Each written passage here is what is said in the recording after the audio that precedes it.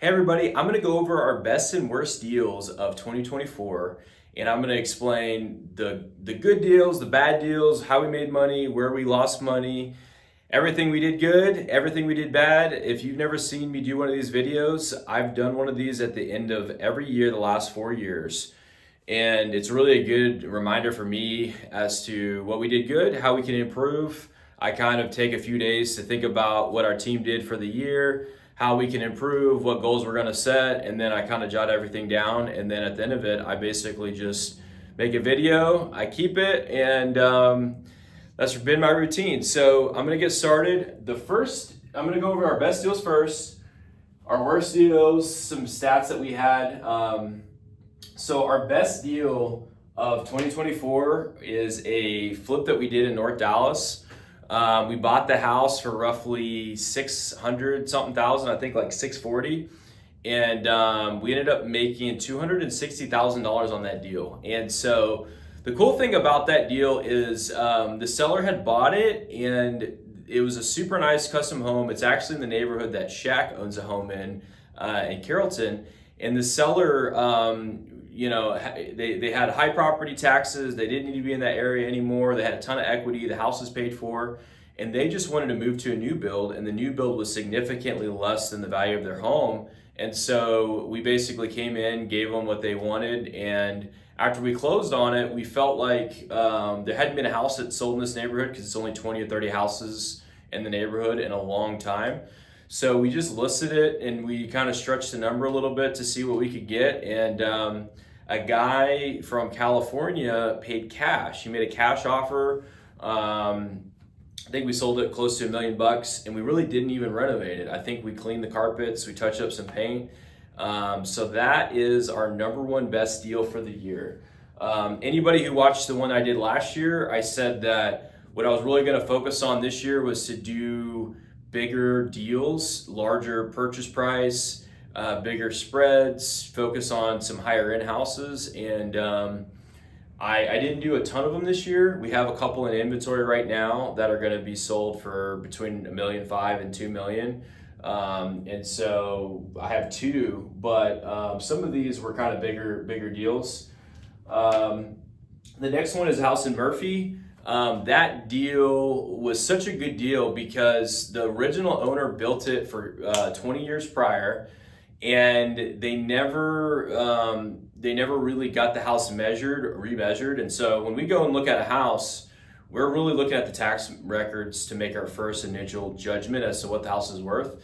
And that's what everybody else does as well. They're like, how many square feet is this house? Well, in this case, the house was actually 1,000 square feet bigger than the tax records. And so many years ago, there was less restrictions and there was less management, I think, on new construction builders.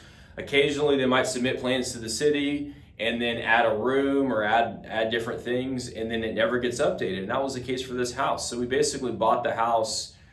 We made an offer and got the house under contract and we were competing with other home buying companies that all thought it was smaller too. When you walked around, you could think, well, this seems a little bigger, but until you actually got it measured, you didn't know. And so that deal, based on the additional square feet, we essentially got $100,000 to $150,000 of free value in the home. Since I've been doing this, bought hundreds of homes, and I've never seen such a big discrepancy on the square footage of a home, especially a newer build. We see it all the time on these 3-1s and 2-1s in South Dallas. Tax record says it's 700 square feet. There's 2 or 3 additions. You can tell this is 1,500 square feet. Roughly, you can measure it on Google. There's a lot of ways to do it, but in this case, it definitely was the biggest discrepancy that we've ever seen on the square footage. Next one, property in Roy City. That deal was a referral deal, $143,000. It was a deal on some land, and it came from a realtor who had somebody that needed to sell it off market. And so we had a contract on it. We had a long close. We were looking at subdividing it, and we felt like we could subdivide it and make good money. And it was, I don't remember, 2,000 to 3,000 square foot old home. And turns out there was somebody in our network who was looking to buy a new primary residence. We just said, we don't really know what we're going to do with this yet. If you want to walk it and make an offer, let us know. And their offer and close price put us 143K in the green. So $0 spent on ads. And we didn't market. I mean, it was literally one person that looked at it, and it was just a fluke deal, which every time I do this at the end of the year, I'm like, this deal was a fluke. Or I look at a few of the good deals, and you have enough people putting in enough reps, eventually you have some good deals that start to line up. So next one, this is a house on some land in Lucas, and that one was also a referral deal. Well, not really a referral. Nobody referred it. It was just a estate sale. I actually got that deal. I was driving by, saw an estate sale. Anytime there's an estate sale in a good area where the price points are high, and if I'm driving around, I'll just kind of drive by and look. If the house looks like it's kind of distressed, then I'll get out and go talk to them.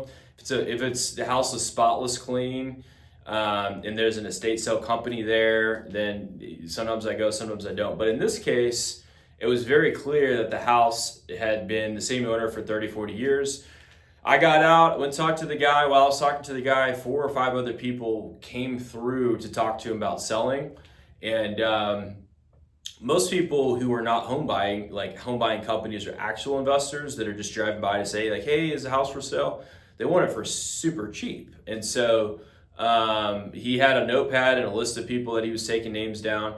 I think most people really didn't have the money to buy it, or they're trying to get it super cheap. They just thought that because it was an estate sale, the house was paid off, they were going to get it cheap. Long story short, we bought it, and we kept it for many months because I was considering doing an addition, adding square feet, maybe chopping the house completely, building a new build. And ultimately, we sold it to a family who they're actually going to keep the house, which was kind of the goal all along. And so, the goal of the family who sold it all along, they really didn't want the house to be torn down. It was just so damaged that I couldn't really figure out a way to not tear it down and make money besides just selling it as is to somebody that, was willing to kind of put in some sweat equity and maintain it over time. So that was a good deal. South Dallas eviction. That one, just a normal eviction house that we purchased, and we went through the eviction process. It's kind of a sight unseen deal. We probably would have been able to make 20 or 30K if we would have sold, wholesaled it, flipped the contract. But at the time, it made sense for us to buy it. We bought it. We kept that deal for 4 or 5 months, and it was just in a pocket where comps went up. And I think a lot of people, they hear the news and they feel like, oh, the market's really tough in 24. It was really tough in 23. Inventory's up. All the builders are giving away houses. A lot of people have that mentality, and we didn't have. It's not like we didn't have any struggle selling houses. We had some, but there was definitely a lot of neighborhoods where we got a little more than we thought we were going to get for a house, or once we got into the house, we budgeted for one sell price, and then after we kind of customized a little bit, I'm like, I think we can get a little more. And this was a situation where I think we thought we could sell it for like 300, and we thought it needed a really big renovation, and eventually we waited long enough. There was some comps that randomly came, that some flipper had bought and like really decked them out, and it made it where we could sell it for more. Garland, that was an assignment deal, 80K. That was from a referral. It was just some guy called and said that they had somebody they knew they needed to sell the house. We looked at it, needed quite a bit of work. Luckily, we had quite a bit of time. And so on some of these, when we have a lot of time and we don't have to buy it right away, we can kind of shop it around and see if somebody else wants to buy it. Somebody came in and made us an offer, 80K in the green, and so those are the best kind of deals. Referral deal, and didn't have to renovate it. It's just a great deal. Fort Worth. This is a really unique one. And you'll see a lot of these deals, they got done because me or somebody on our team had a relationship with a buyer or seller, an agent, somebody, right? A lot of these deals, it's about the relationship with somebody to get the deal done, or to buy the deal, to sell the deal. So in this case, came from a realtor. The realtor had been trying to sell the property, and I think it was a super odd deal. It was some land with some new construction office building condos on it, and they had already sold off the condos. They just owned the land. There was an HOA, and then there was a pad to build another condo complex of offices. I think it was 4 to 6 offices that could be built there. So it was such a weird, unique deal in that, if you list it for sale or you put it to your email list or whatever, there was just so many things that you had to digest to even understand, like, what would I even do with this deal, that it was pretty tough for anyone to even get excited about it. I honestly didn't understand what it was or what we could do with it pretty much the whole time we were working the deal to the very end, because it was just like so much back and forth. There was plans from this builder, there was plans from this person, there was this survey, there was just like a lot of stuff to digest, right? So the realtor, who was also a commercial broker, had it listed for sale previously on like several commercial websites that are not MLS, it was just commercial websites. The guy who owned it had bought it off the MLS like 4 years prior. It was just listed on the MLS. Some guy had bought it, had bought the land, built some condo office deals and sold those. And so the current guy who had bought it had planned to build the extra office space, didn't want to. This broker had tried to sell it on LoopNet, Crexy, all these places. They didn't sell it. They called us, and of course, we said, sure, we'll look at it. We made an offer, got it under contract, and then we started kind of working the deal. Turns out we knew a guy, when I say we, Chris knew a guy that was looking to do a lot of different kind of new construction, aggressively looking for new construction, different kind of opportunities, right? And so a lot of the people that we sell these kind of properties to, they do kind of higher end new construction. Maybe they do some new builds throughout DFW. Some of them try to do smaller multi new builds, a lot of different kind of new build opportunities. And so this deal made sense for him. And we went back and forth with everybody with plans and all the stuff for a long time. It took us, I think we were under contract for 2-3 months on both sides to get the deal done. And ultimately we got the deal done. We made 78K. I think the buyer is going to make several $100,000, if not more than that, on the deal that he builds. The seller got the price they wanted, and it was a great deal. We were excited to be able to make money on it. It's pretty cool that we sold it to this guy, even though the realtor broker hadn't been able to sell it before, but it was really just a complicated deal, and we had a relationship with the guy already, had sold him several properties that was interested. So next deal, South Dallas teardown. That deal, it's a pretty cool one. It was a house in South Dallas. The lady called in, and the city of Dallas had condemned the house. She called our office. I actually took the call. I think she called on a really random weekend time, and nobody was in the office. Nobody picked up the phone. I saw that it missed, so I called and talked to the lady. The city of Dallas was condemning her property, and it wasn't her property, it was her parents' property. Her parents owned this house. They passed away. She had this house that her and her sisters and other people owned, and they were kind of trying to figure out what to do with it for a long time, many years. The house, the roof was caving in. It was water was coming through the house, and essentially they just needed to sell it. I think they owed 10, 15 grand in taxes on it. The city of Dallas put a notice on the door and said, we're going to tear down this house if you do not cooperate. We bought several houses this year where we had this kind of circumstance where the city was claiming they're going to tear it down. And a lot of people get pretty antsy because if you read the documents that the city puts on the door, as the owner of the property, like, you're responsible for maintaining it, and if you don't, you're actually responsible to go to court and defend your position as to why you're not.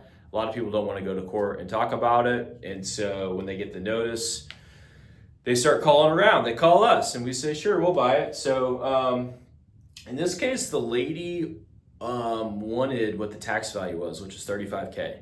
So we paid her $35K for the house. The trick was it had to close really quick. I don't remember all the details, but we couldn't get really an extension with the city of Dallas. She didn't want to delay the closing past the date. So long story short, I think we closed it in a very short period of time, like less than a week. We closed it really quick. We listed it and found a builder and made $67K. I actually don't think we listed it. Maybe we did list it, I can't remember. Anyways, a builder bought it for where we made $67K. So basically, I mean, anywhere in DFW right now, if you're trying to buy a lot to build new construction, you're gonna spend 70, 80 grand pretty much. And that's for, I mean, that's really what lots cost. Even in the worst parts of DFW, you can get them for like 50, 60K. But those lots are typically going to be chopped to like 40 feet wide, not 50, or something weird's going to be about them. When I first started doing this, we would get lots under contract for 10, 15K, 5K. I mean, we bought lots for $1,000, several of them. And so a lot of those were no road access or no utilities, or like a lot of, or maybe you had a bad title issue. There's a lot of stuff like that, right? But nowadays it's just not the case. The cost is just significantly higher. And so if you have a lot in a good area where comps for new construction could be 350, 400K, you can sell it for 85, 90, 100 grand plus. We've sold some for several hundred thousand. So we got that one. And the last deal that's on the best deal list is a house in Garland. We got 60K on. That was a cool house because we've been experimenting with our dispo strategy of like, can we sell this at wholesale? Can we sell this? Can we flip this? All these different kind of strategies, right? And so we kind of looked at this house and realized that on a wholesale, we could maybe make about 20. But we decided to just close on it and list it on market as is without doing anything, just to test the retail market for a really junky house in Garland. And so that's what we did. I think that was a tricky house because it was a hoarder house. It had stuff stacked to the ceiling. A lady lived in there who smoked. She had cats and raccoons and all these kind of animals that were living in the house. The back door was open. The lady was just a super difficult, kind of crazy lady to deal with, right? And so we couldn't really market that deal or sell it before we bought it anyways. But all we did was clean it out. So we buy the house, we clean it out, we put it on the MLS just to kind of see what it would do. And on that house, just doing that got us a local cash buyer, not a really sophisticated guy that's buying 5 or 10 houses a month, somebody that just wants to buy one house, had the cash and made an offer, and it was just a cash close deal, and we closed it in a short amount of time. And so that was a pretty good, I feel like that deal showed us that closing on them, even whenever they're super trashy, have a lot of issues, can potentially just get us more. If you're willing to take a little risk, it can get us more. It doesn't always get us more, but it can. And that was a pretty exciting deal that it turned out good. So all these deals, we got 1, 2, 3, 4, 5, 6, 7, 8, 9, 1.184 revenue. So, I mean, this year we had 1, 2, 3, 4, 5, over 100. I actually think we had more last year. I think we had 7. But this year we have, I don't know, we have like 5 or 6 that we own right now that are gonna do those numbers or better. It just took us a while to get them renovated, or they're getting renovated right now. And so I think next year this list is going to look a lot different next year. I think we're going to have several more in this price point or in this range, and I'm excited to see what that looks like. So on to the worst deals. If you guys have watched these videos, the most money we've lost on a deal before is around 75K, and that was just a bad judgment on my part for even being willing to buy that deal. But what I'm proud of this year is, if you look at our stats, we closed 202 houses. That's what we sold. We flipped and fully renovated 54. Flipped, fully renovated, and sold 54 houses. We currently own as a company 40 something houses that are 10 or 15 are on market or under contract with buyers. The rest of them are getting renovated. 54 flips, 102 wholesale deals, 22 novations, 25 owner finance. The reason why that's relevant is we only lost money on 4 flips, and we sold 54 of them, which in past years we flipped maybe 30 and we still lost money on 1 or 2. And so the reason why that's cool is because it shows that, like, hey, if we buy a ton of these houses, there is risk, right? But there's more revenue along with the risk. And as long as we're careful, we'll lose some money, but we're definitely making more than we're losing. And you can see what those numbers look like. It's not as bad as you would think. So every one of these deals kind of has a reason. This one, house in Fort Worth, we lost 15K. We bought that house from a wholesaler. I think the guy was out of town. He was some guy out of Arizona or something. He had this house. It looked like a really good spread, and I think when we started off, it really was a good spread. I mean, it was we paid like low 3s for it. We thought we could sell it for mid 4s, maybe 5. And it was in a part of Fort Worth where there was just like a ton of inventory. And while we owned it, a lot of price drops happened. There were some houses that were 500, 800 square feet bigger than ours that came on market for like 50 grand less than we thought we could sell it for. And it had a pool, and that pool needed quite a bit of work, and we kept having to dump money into the pool. And so we ended up basically holding that property for, I don't know, 6-7 months. We kept trying different price drops, and long story short, by the time it was all said and done, the buyer that we contracted it, we sold it, we lost 15K on it. And that one, we couldn't have really done anything different. I mean, honestly, if that deal came in our system today, we'd still buy it. We can't predict the comps that are gonna come online in a particular submarket. The house didn't have any sort of weird thing that we missed. We probably spent 15 or 20K extra than we thought we were gonna spend, but based on how we offer on deals, that dollar amount shouldn't have made us go into the red. So we really wouldn't have done anything different. It was just kind of a fluke deal.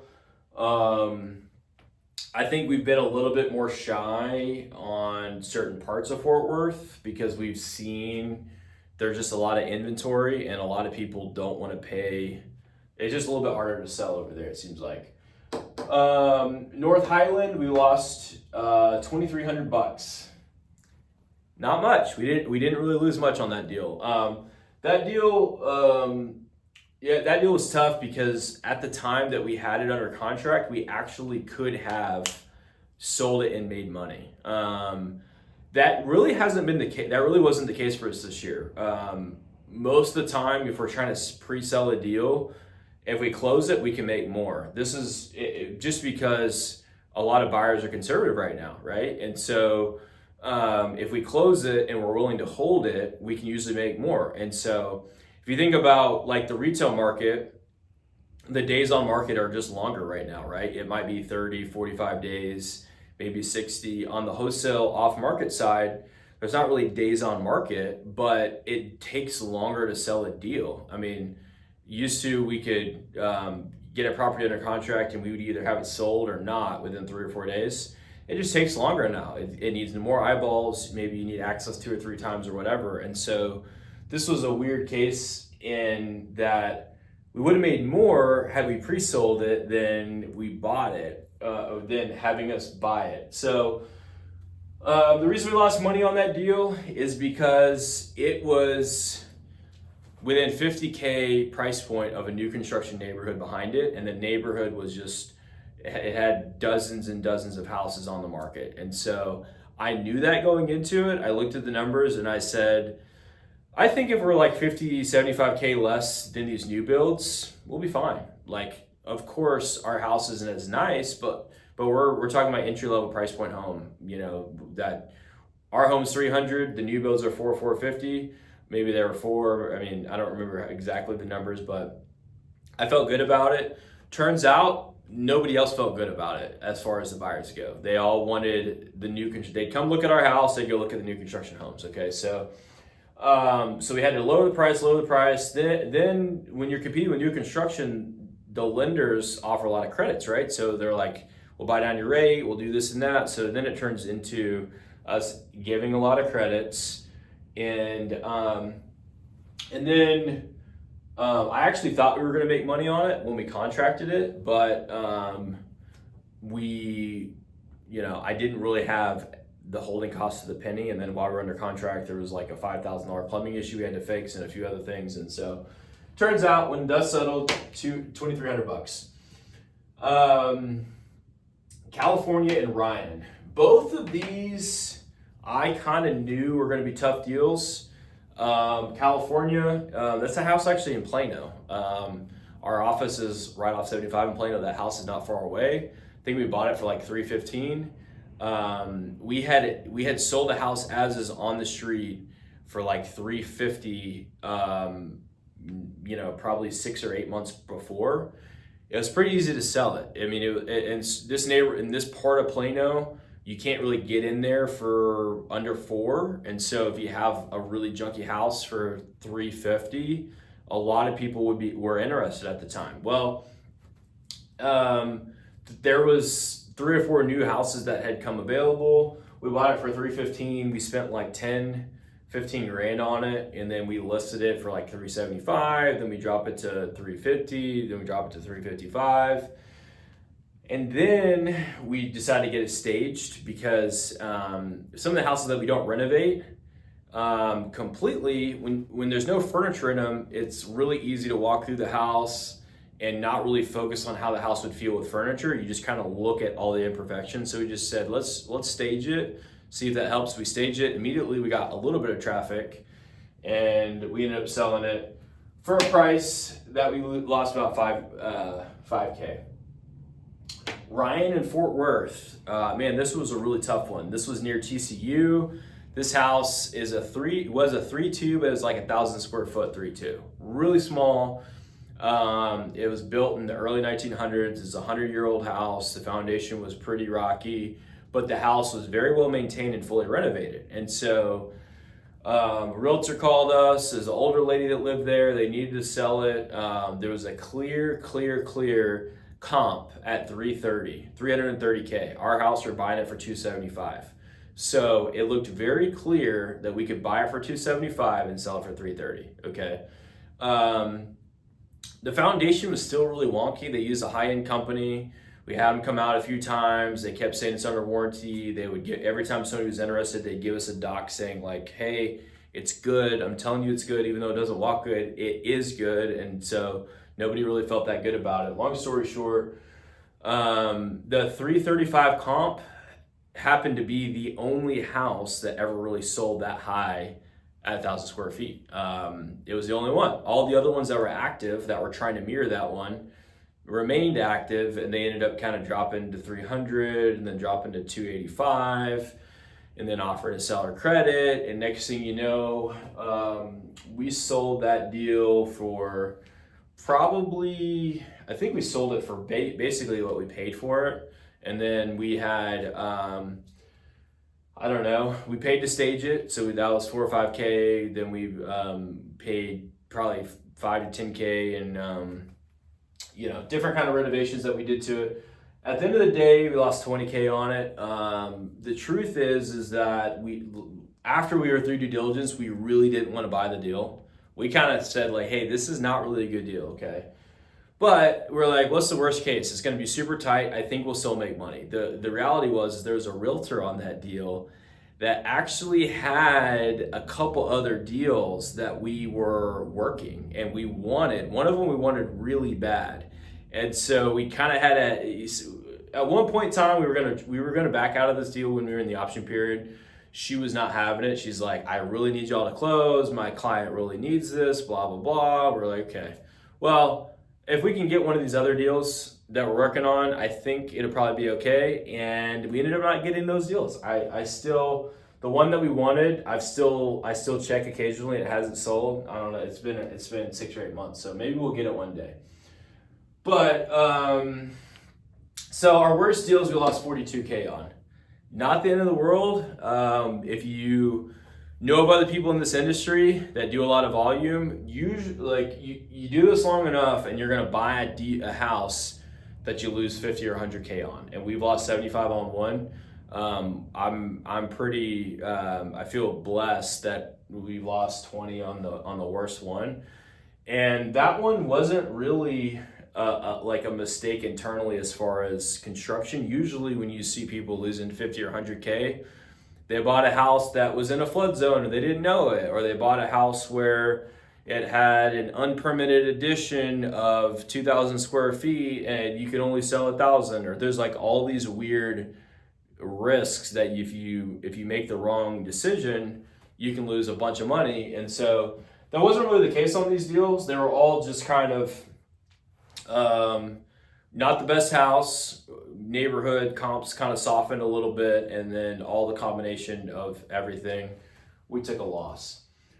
I went through the stats this year. One thing I'm super proud of is we bought 58 houses this year from referrals, realtors, lenders, wholesalers. For those that have watched my stuff for a while, I used to host a meetup once a month at a property. I did that for over 2 years. And with COVID and other things, I basically quit doing that. But we built a pretty good network of people. And the reality is it's pretty hard to find very consistent buyers right now that are able to buy volume. I mean, hedge funds, they're not going to buy all the stuff we're going to buy. And the one-off buyers, they can buy a deal here and there, and then they kind of are on the sideline.